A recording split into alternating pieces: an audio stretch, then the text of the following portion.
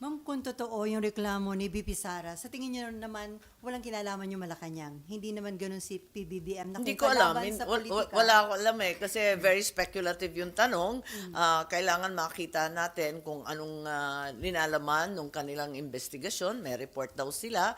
At ganun din yung report rin ng ating OVP.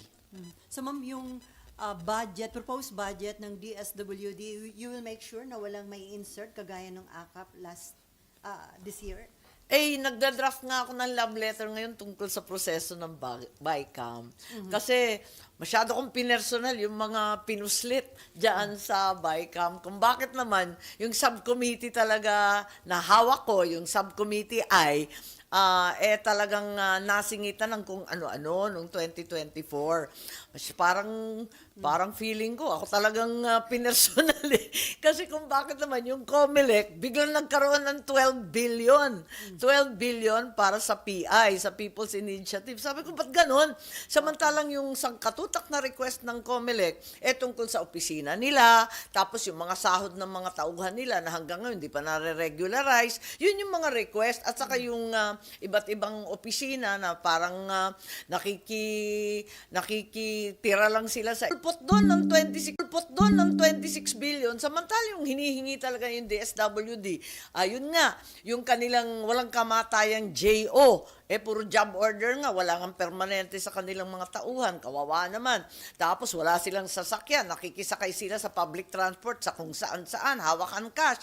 So, nagtaka talaga ako saan galing yung AKAP. Nung tinanong ko sa DSWD, hindi rin nila alam.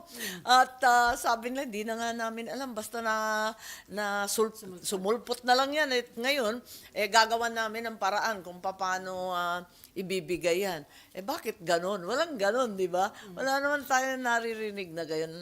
Nagulat lang tayo. Hindi natin pinagkakaitan ang tulong o ayuda sa sino man. Pero isaayos natin para makatarungan at yung tunay na nangangailangan ang siyang mabibigyan. Hindi yung kung sino-sino na lamang na may palakasan pa raw.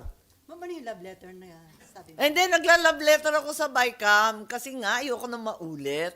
So, sinasabi ko nga, kung maari, yung proseso ng BICAM, baguhin natin. Medyo gandahan naman natin ng konti. Transparency and accountability naman ng konti. Unang-una, maaga pa sana, mag-usap-usap na yung mga subcommittee heads ng House at ng Senado. Wala tayong gulatan, ano? Mas maaga, dapat mag-usap na tayo kung talagang kailangan. Ano ba naman, nakakaintindihan naman. Ako, ang tagal ko sa house kaya. Ako yung overstaying sa house. Sa 12 years ako sa house. Pinakamatagal yata ako dun eh. Naintindihan ko maigi ang mga local and district concerns. So, papayag naman tayo dyan, magkaintindihan. So, walang gulatan. Ikalawa, maliban pa sa yung mga vice chair, magtipon-tipon at alamin kung ano talaga yung mga pagbabago na i-finalize.